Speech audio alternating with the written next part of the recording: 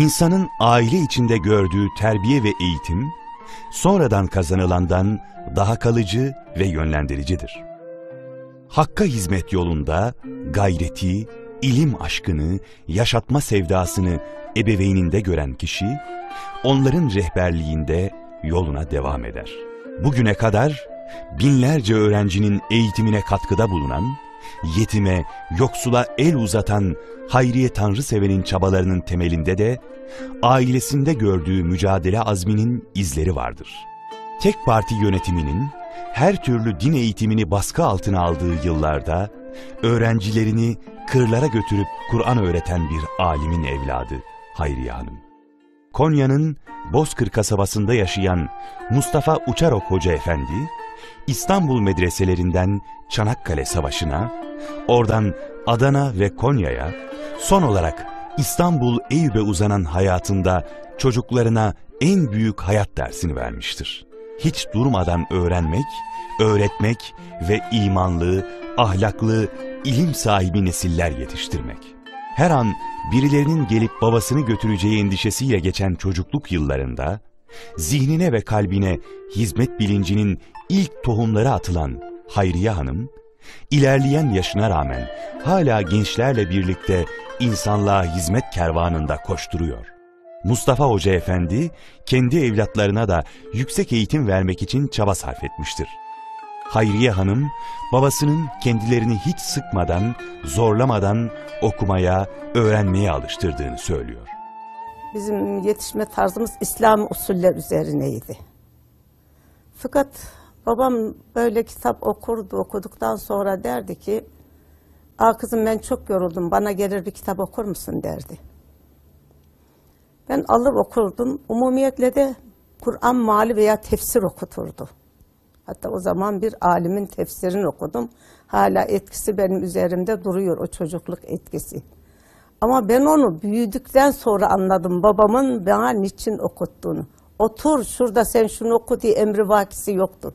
Ben yoruldum, beni dinlendirir misiniz? Gelin bana şunu bir okuyuverin derdi. Babam bu şekilde bizi yetiştirdi. Benim büyüğüm ablam hafızdı. Hafızı kelamdı. Erkek kardeşimin bir tanesi hafızdır, ilahiyat mezunudur. O bir kardeşim yine din üzerine tahsilatını yapmıştır. Yani bir insanın fikri neyse zikri de o oluyor. Babam o şekilde yetiştirdi bizi. Babam tercihini dini yönden yapardı. İnanç yönünden, güzel ahlak üzerinde yapardı. Eşimin ailesi, eşim o zaman 18 yaşında, ben 16 yaşındaydım. Tabii ki maddi yönden zayıf. Köydeler, gelip şehirden kız istemeler onlara biraz zor gelir. Fakat bir halamın oğlu vardı, büyük bir tüccardı. O araya girdi. Babama öyle övdü ki bizim Hacı Bey'i. Adam hiç tereddütsüz tamam dedi. Bizim o şekilde bir evliliğimiz oldu. Ben tekrar kasabaya gelin gittim.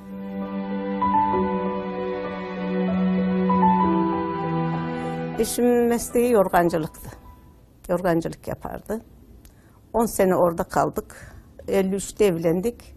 64'te İstanbul'a geldik. Babam Eyüp Sultan Hazretleri davet ediyor rüyasında. Gel diyor.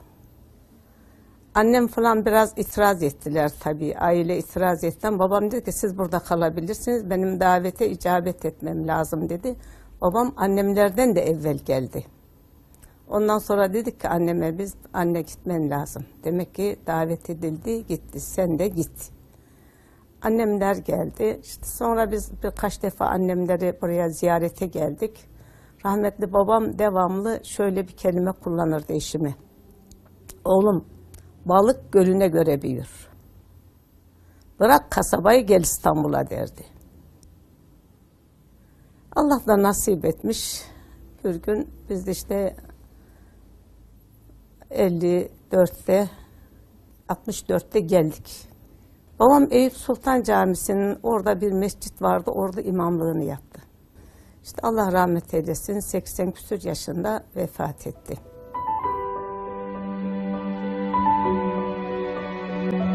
Şimdi biz İstanbul'a geldik. Bizim akrabalar bize bir Mevlana Kapı'dan bir ev buldular. Oturduk. Yapacağımız hiçbir iş yok. Düşünüyoruz ne yapalım. Her işe teşebbüs ediyoruz. Hatta gazeteye bile ilan verdik. 3-5 kuruşumuz var. Eve hiç harcamadık biz o parayı. Onu bir iş yapmak için beklettik. Bir ara gitti eşim, Tahtakale'nin orada bir akrabası vardı. Onun yerinde bardakçılık yaptı. Onu ticaret olarak Anadolu'ya yolladı. Bardak aldı yolladı. Onun yerini kendisi çalıştırdı. Tabi o gelince o da kalktı. Ondan sonra ne yapalım dedik. Şemsiyecilik yaptık. Evde ben dikişini yaptım. O satışını yaptı. Ondan sonra biz madeni eşya imalatına girdik. Büyük bir mazisi vardı onun da. Birileriyle ortak olarak çay kaşığına başladılar. Fakat yapan adam bizi dolandırmak istedi. Ama Cenab-ı Hak lütfetti. Biz sonradan kendimiz yapmaya başladık. Küçücük başladık. Allah'ın izniyle büyüttük. Çok çeşitler yaptık. Tepsisinden tut, her şeyini yaptık. Çatalını, kaşığını, tenceresini. Belli bir zamanda işte onunla idare etti. Eşim ne zaman kalp hastası olup da stresten uzak kalacaksın dedikleri zaman orayı da bıraktık.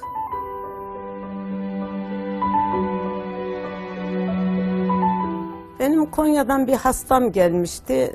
Sordum kimdir diyerek. Doktor Gülsen Hanım'ı tavsiye ettiler. Gülsen Hanım'la tanıştığım zaman o yeni kurmuşlar derneği, 73'lerdi. Onun ısrarıyla katılmaz mısın bize? Çünkü onlar da insan arıyorlar. Malum o zamanlar öyle dernektir, vakıftır, öteberidir falan hiç yok.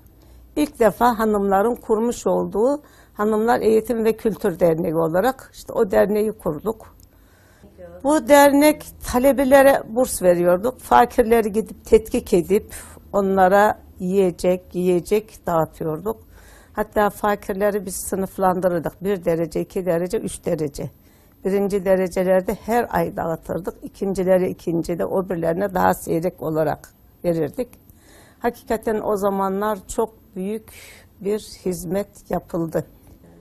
Şimdi ilk başlangıcımız dedik ki herkes evinden şu kadar makarna getirsin. Herkes evinden bu kadar pirinç getirsin veya bulgur getirsin. O şekilde başladık. Ama ondan sonra artık insanlar devreye girince her dağıtımda herkes almaya başladı.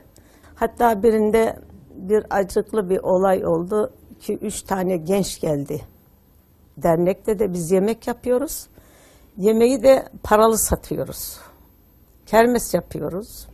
İşte bazı gelir şeylerimiz de var ek olarak. Çocuklar şöyle bir baktım, kolları giydiği ceket 4 parmak falan kısa. Ta ortaokulda giydiği ceketimi, lisede giydiği ceketimi, üniversiteye gelmişler. Üstleri başları çok perişan bir durumda. Baktım bu çocuklar aç, gittim ben onlara bir ekmeğin içerisine kavurma koydum. Onlara bir ikram ettim, karınlarını doyurdum. Bu çocuklara sordum, neredesiniz dedim. Biz dediler Bağcılar'da bir yerde bir akrabamın evindeyiz. Peki nerede okuyorsunuz? Ta Teknik Üniversitesi'ne yaya gidip geliyordu o zaman bu talebe. Düşünebiliyor musunuz? Sabah namazını diyor yeni camide kılarım. Oradan yine yaya olarak giderim. Gece benim için çok önemli değil. Dönüş de derdi. Gidişim çok önemli. Gece kalkmam lazım derdi. Yani hakikaten o zaman biliyorsun bugünkü gibi de daha çok fakir, daha çok ihtiyaçlı, daha çok yardıma muhtaç olan insanlar vardı. İşte yardımımızı biz o şekilde yaptık. Bir yandan ticaret yaptık, bir yandan topladık. Aktif böyle hizmetleri vardı. Bir gün geldi dedi ki, birileri geldi bir gün hanım dedi. 2 tane 3 tane mi ev tutmuşlar dedi. Kiralarını ödeyememişler, elektriğini ödeyememişler. Bir dedi yardım istediler dedi. Eşim çok cömerttir. Allah için ver dedin mi onun elini kimse tutamaz. Verir. Gidiyor o evleri görüyor. Bu vesileyle gidip Hoca Efendi'yi görüyor. O vaziyette bir tanışmaları oldu. Tabii burada hizmetlere 3'ke 5 oldu, 5'ke 10 oldu, 10'ke 20 oldu derken ama tabii ki bugünkü şartlarda değildi. Tamamen iptidai bir yaşantı şartları vardı. Dernekte de öyle. Dernekte mesela kimin evi büyük, nerede toplantı yapabiliriz diye ev arardık. Ben o zaman Laleli'de oturuyordum. Eşime dedim ki bana bir çift daire al. Bu daireyi dedim bir yatak odamız olsun, gerisini salon yapalım. Biz orayı satın aldık inşaat olarak. 2 daireyi birleştirdik. Zannedersem 200 küsür metrekare falan bir yerdi. İşte orayı biz niyetimizde hizmetti. Eşim toplantıları oraya çağırırdı. Hocamız da en sonunda o da gelmeye başladı. Tabii biz ancak hizmet ederdik. Bizim bir fonksiyonumuz yoktu. Mesela akşam ne ikram edilecekse onu yapardık. İşte bir akşam zannedersem cumartesi akşamıydı. Eşim geldi dedi ki hanımlar dedi programı başlamış. Yeni bir dedi ekip bulmuşlar. Hanım seni de davet ediyorlar dedi. Şimdi tabii bizim bir kendimize göre bir teşkilatımız olduğu için ben hiç oralı olmadım. Boş ver onlar beni tanımaz, ben onları tanımam ne gereği var dedim. Fakat pazar günü işte almış olduğum gazetedeki davete icabet yazısıyla eşime dedim ki beni götür bakayım neredeyse dedim. Bahçeli evlerde, şirin evlerde bir mescidin altında. Küçük işte bu salondan bile küçük bir yerde zannedersem gençler var hep oturmuşlar. Ben de gittim bir köşeye oturdum. Hiçbirini tanımıyorum. Fatma Hoca Hanım çıktı konuşma yapıyor anlatıyor. Şimdi kim ne verirse yazıyorlar. İşte falan bir yüzük verdi, falan bir küpe verdi, falan verdi derken eşim de giderken bana dedi ki hanım dedi senin kaşına gözüne falan hevesli değiller. Sen boş gitme, himmet yapacaktır onlar dedi. Ben de bir şeyler götürdüm tabii. Sıra bana gelince, ismimi yazınca dediler ki ya abla sen neredesin? Biz seni bekliyorduk. Vallahi ben buradayım ama beni niye bekliyorsunuz dedim. Ben sizi tanımıyorum, siz beni tanımıyorsunuz falan dedim. Benim ilk hizmet tanışmam bu şekilde oldu. Himmetler bittikten sonra dediler ki ya abla dediler şurada elimizde 2-3 parça şey var bir arttırmaz mısın? Arttıracağım da kime arttıracağım? Orada para verecek bir insan yok ki. Bir akik yüzük, bir akik kolye, bir de yıpranmış saat. Şöyle bir baktım hiçbir değerinin olacağını düşünmüyorum. Peki ne istiyorsunuz? Ne kadarın kime nasıl satarım diye bir şey yaptım. Hiç kimseden ses yok. Bunun sahibi kim dedim. Gençecik bir bayan herhalde yeni evliydi zannedersem. Bu saat dedim sizin kızlık saatiniz mi dedim. Evet dedi. Evli misiniz dedim. Evliyim dedi. Peki akikler nedir dedim. Babamın haç hediyeleri dedi. Peki bunu kimse almayacaktım. Ben bir miktar oraya bağış yaptım. Geri iade ettim. Dedim ki siz bunu hatıralarınızı saklayın dedim. Tabii biz öyle başladık ama bunu devam ettirdik. Aynı eşyalar geldi. Hemen elime alır almaz tanıdım.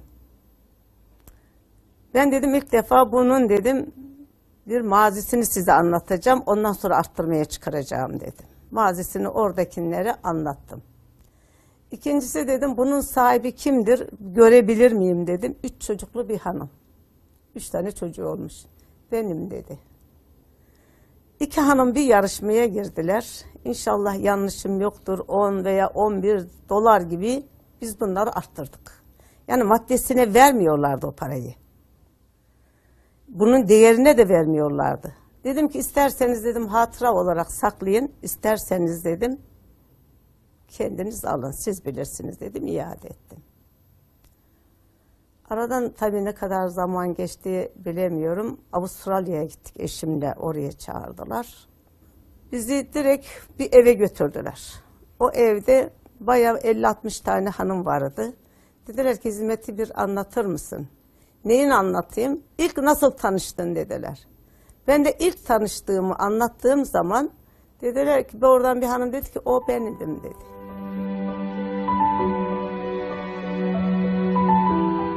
Eşim hizmete girdikten sonra tabii tebliğ başladı. Anadolu'ya gidip tebliğ edeceksiniz. Siz inanırsanız davanızı da anlatırsanız başkasına, onlar da inanır. Bu şekilde. Bunlar arabalarına atlarlardı. Bazen 20 gün, bazen 15 gün, bazen ne bileyim bir hafta Anadolu'nun her köşesini gezerler ve davalarını anlatırlardı.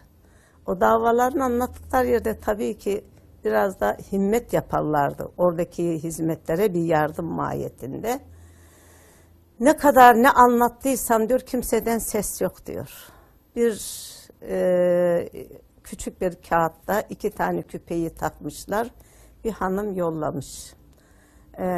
Orada diyor tabii eşim onu daha iyi ifade eder ama ben yüzeyden geçeyim. İşte abiler, duydum ki Allah rızası için toplanmışsınız. Bir neslin yetişmesi için, onlara yardım etmek için bir araya gelmişsiniz. Hanımlar olarak ben size katılamadım ama bu benim kızlık küpemdir. Bir bileziğim vardı, onu şeylik koydum, kefen parası koydum ama bunu da size yolladım diyerek bir kağıt yazıyor. Tabii o daha başka türlü de yazılmış olabilir. Eşim onu orada okuyunca oradaki insanlar heyecanlanıyor, himmetlerini yapıyorlar. Getirdi, bana teslim etti. Hanım dedi, bu emanet dedi. 8 sene eşim onu her gittiği yere götürdü. İnanın hiçbir insan o kadın kadar yardım yapamamıştır. Herkes alıyor, küpeyi geri iade ediyor. Tekrar bana geliyor, tekrar gidiyor derken 8. senesinde bir gün geldi, hanım dedi, küpe gitti. Hanım bey dedim, herkesin bir ömrü vardır, küpenin de ömrü bitmiş. Küpemiz o şekilde gitti. Yurt dışı gezilerinde eğitim gönüllülerinin açtığı Türk okullarını da ziyaret eden Hayriye Tanrıseven, buralarda tanıştığı fedakar öğretmenlerin yaşadığı sıkıntılara da bizzat şahit oluyor. Onların her şeye rağmen ideallerinden vazgeçmeden yollarına devam etmelerinden çok etkilendiğini söylüyor. Kendisini ziyaret eden gençlere ve toplantılarda bir araya geldiği hanımlara öğretmenleri gururla anlatıyor. Eşim geldi, dedi ki hanım dedi, Bosna'ya gideceğiz. Özel bir uçak kiralamışlar. 250-300 mü kişi vardı. İçinde de ben bir de torunum vardı, İngiltere'den gelmişti. Onu aldım, bir de savcının kızıymış. Bir hanım daha vardı. Gerisi hep erkekti. Gittik, gezdik. En sonunda bizi okula getirdiler. Orada bir yemek yenecek. Yemekte servis olarak öğretmen hanımları yapmışlar. O şekilde ikram ediyorlar. Yanıma bir genç yaklaştı benim. Dedi ki, teyze dedi, gelemeyen öğretmenlerimiz var. Bir ev ziyareti yapar mısın? Ben eşime bir sorayım da ondan sonra dedim. Hacı Bey'e sordum. O da dedi ki, kızları da al git dedi. Aldı biz bir götürdü bir eve. Hakikaten orada genç kızlar var rehberlik yapan. Hamile hanımlar var, gelmemişler falan. Onlarla bir tanışmamız oldu. Kimsiniz, nesiniz, nereden geldiniz, ne iş yapıyorsunuz, vazifeleriniz ne falan derken bir öğretmen orada bize hayatını anlattı. Dedi ki ben 2 sene oldu buraya geleli dedi. Ben talebeyken dedi bir idealim vardı. Yurt dışına gidip öğretmenlik yapmak. Hizmetin o ilk yurt dışına yolladığı sıralarda. Fakat dedi eşim bana talip oldu. Ben dedim ki dedi hayır, benim ideallerim var. Ben yurt dışına gideceğim ve orada öğretmenlik yapacağım. Ben evlenmeyi düşünmüyorum dedim dedi.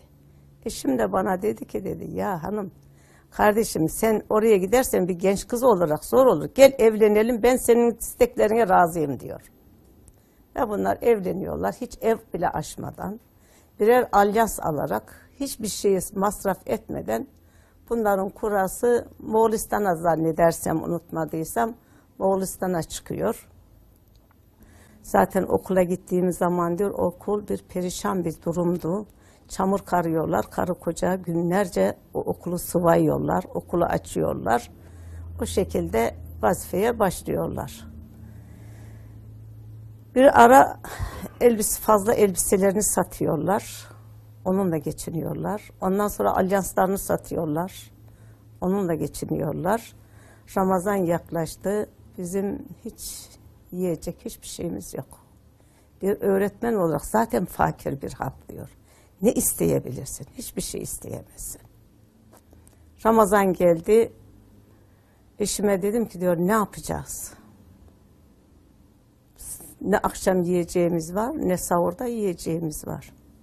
Eşim dedi ki diyor, hanım Hazreti Fatıma validemiz 3 gün aç oruç tutmadı mı? Hadi biz de 3 gün bir aç oruç tutalım. Rabbim bir kapı açar diyor. Hadi kalk diyor, namazı kılıyoruz, suyumuzu içip, oruca niyet edip yatıyoruz diyor. Ve o şekilde yaptık diyor. Sabah kalktık, okula gittik. Okul dönüşünde sanki iki küs gibi geldik. Ne onun bana konuşacağı var, ne benim ona konuşacağım var. Eve geldik diyor, eşim oturdu. Ben direkt mutfağa girdim. Acaba köşede bucakta bir şey bulabilir miyim?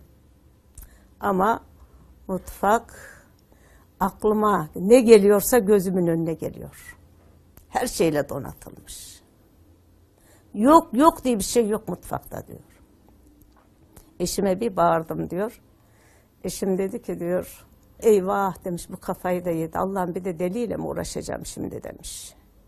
Geliyor dedim ki git misafir çağır. Akşama misafir çağır ben yemeğe giriyorum. Evet 30 Ramazan dedi ben iftar verdim. Onlara orucu anlattım, namazı anlattım. Başka bir idealim daha vardı dedi. Ya Rabbi Peygamber sallallahu aleyhi ve sellem Efendimiz 7 sene sonra Medine'de Mekke'ye hicret etmişti. Gitmişti yani hicretinden sonra. Beni de hiçbir sebep halk etmeden o sünnet-i seniyeyi de bana işlet diye dedi. İsteğim vardı. Rabbim onu da bana nasip etti dedi. 7 sene mi 9 sene mi orada dönmüyor. 2 sene oldu buraya geleli dedi. 9 demek ki 11 senelik öğretmendi. Bundan sonra bana deseler ki dedi sen Afrika'ya gideceksin. Su yok. Her yanı mikrop dolu. Hava yok, ceryan yok, şu yok, bu yok. Hiç benim umurumda değil. Ben giderim. Tek gayem rıza ilahidir dedi. Son gün otobüse bindiğimiz an işte herkes intibalarını anlattı. Dediler ki Hacı teyze bir de seni dinleyelim dediler. Ben de akşamki hikayeyi anlattım. Öyle bir alkış tuttular ki dediler ki ya Hacı teyze dediler en çok alkışı sen aldın dediler. Dedim ki ben almadım bunu yaşayan aldı. Ben anlattım dedim. Ben bunu mesela Urfa'da anlattığımda, talebelere anlattığımda inanın o talebeler 15-20 kız beni sardı boynuma sarılıp sarılıp ağlıyorlar. Biz de dışarıda öğretmen olacağız. Biz de yavrum okulunuz bitti mi? Yok. Bittiğiniz zaman nasibiniz, kısmetiniz varsa gidersiniz. Yani hakikaten çok etkili oldu. Ortada bir sıkıntı gördüğü zaman elini taşın altına koymaktan çekinmeyen, sorunları çözmek için ne yapabileceğine kafa yoran bir aksiyon insanı, hayriyet seven. Öncülük ettiği hizmetlerden biri de Kur'an-ı Kerim kampanyası. Küçük çaplı bir yardım ihtiyacından yola çıkıp halka halka genişleyerek binlerce Kur'an hediye etmeye varan ve hala devam eden bir proje bu. Bir hocamız telefon etti bana. Doğudan dedi rehber hocalarımız geldi. Onlarla beraber olur musunuz diye davet ettiler. Ben dedim ki ya onları orada durdurmayın. Alın benim evime getirin. Bir değişiklik olsun diye ben buraya çağırdım. 29 tane rehber hocaydı. Onlarla sohbet ederken şöyle bir şey kullandılar. Biz dediler orada Kur'an öğretmeye karar kıldık. Dedik ki kim Kur'an öğrenirse ona da bir Kur'an hediye edeceğiz dedik. Ama ne alabildik ne de hediye edebildik. O imkanımız olmadı. Çünkü bir Kur'an'ı 10 kişi okuyordu. O kadar üzüldüm ki ben. Çünkü bu Allah'ın kelamı bir eve girmezse nereye girecek bu Kur'an? Evimizde ne kadar Kur'an varsa topladık, biz hocaya hediye yaptık. Ondan sonra dedik ki biz bir Kur'an kampanyası yapalım. Her arkadaşa duyurdum ben. Yani istiyorum ki herkes buraya katılsın. Şahsıma değil. Sen ne kadar Kur'an verirsin? Sen ne kadar Kur'an? Kur'an'ı 10 liradan tuttuk. Belki 10-15 tane matbaayla görüşme yaptım telefonla. Kaça verebilirsiniz diye. İşte en sonunu onu verdiler. Ve aldık bunu Elazığ'a, Diyarbakır'a, kime ihtiyaç olursa, hatta bizim buradaki derneklere verdim, siz nereye yollamak isterseniz. Geçen sene zannedersem 4-5 bin Kur'an yolladık. Bu sene de inşallah devam edeceğiz. Hayriye Hanım'ın 3 katlı müstakil evinin bir bölümünde hummalı bir çalışma devam ediyor. Atölyeye dönüştürülen odada komşuları muhtaç öğrencilere burs verebilmek için düzenleyecekleri kermesin hazırlıklarını yapıyor. Bir gün geldiler bana, dediler ki biz kermes yapacak yer bulamıyoruz. Çalışacak yerimiz de yok. Şu da yok, bu da yok. Öyle bir yerde dediler kermes hazırladık ki ne tuvaleti var, ne bir temizliği var. Pislikler içerisinde kermes hazırladık. Ne yapalım dediler. Kiraya tutsak başka hizmetleri var. Ben dedim ki gelin yukarıda çalışın dedim. İşte üst katı onlara verdim. 2 sene, bu sene 3. seneler oluyor Allah'ın izniyle. İnşallah çalışıyorlar, devam ediyorlar. Orayı kermes evi yaptık şu anda. İlerleyen yaşına rağmen evinde misafir ağırlamaya devam eden, iman derslerine katılan Hayriye Tanrıseven, maddi manevi bütün imkanlarıyla Rabbinin rızasını kazanma niyetiyle koşturmaya devam ediyor. Şu anda yaptığımız hizmetler işte arkadaşlarla toplantılarımız var. Oralarda himmetlerimiz olur, burslarımız olur, sadakalarımız olur, Kur'an hatimlerimizi dağıtırız, tefricelerimizi dağıtırız. Ondan sonra işte yardım olacağı olan yerlere, kermeslere yardım yaparız. Yurt dışına yaparız. Aramızda güzel bir toplantılarımız olabiliyor. Çok şükür yardım ediyor arkadaşlar. Ve şu anda işte yukarımızı bir de kermes evi yaptık. Allah'ın izniyle devam ettireceğiz.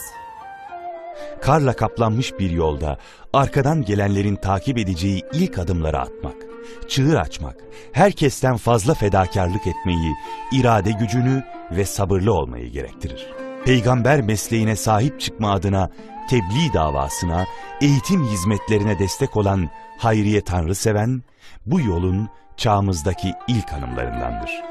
Onun için bu dünyada başka bir yaşama şekli de yoktur. Şimdi bizim zaten temelimizden böyle bir geliş olduğu için hani direkt girmedik. Temelden ta benim babamdan gelen bir aşk, şevk var. Çünkü onun çektiği eza ve cefaları biliyorum. Sonra bu hizmete girdiği zaman benim eşim hapishanelere girdi. Onları biliyorum. O çileleri de çektik. Hocamızın nasıl bir zahmetler, meşakkatler çektiğini, 6 sene kaldığını, onları da biliyoruz. Onun için biz bu hizmetin içerisinde bulunmak, Rabbimin bize verdiği bir şeref olarak kabul ettik. Çünkü eğer bunun üzerinde daha bir güzel bir şey olsa biz oraya da geçeriz. Ama yok. Onun için Allah'ın izniyle bu yolda Rabbim bizi ayırmadan hizmetimize daim etsin inşallah. İdeal ve gayemiz bu. Nasıl yardımcı olabiliriz, ne yapabiliriz? O şekilde hayatımıza devam ediyoruz, edeceğiz.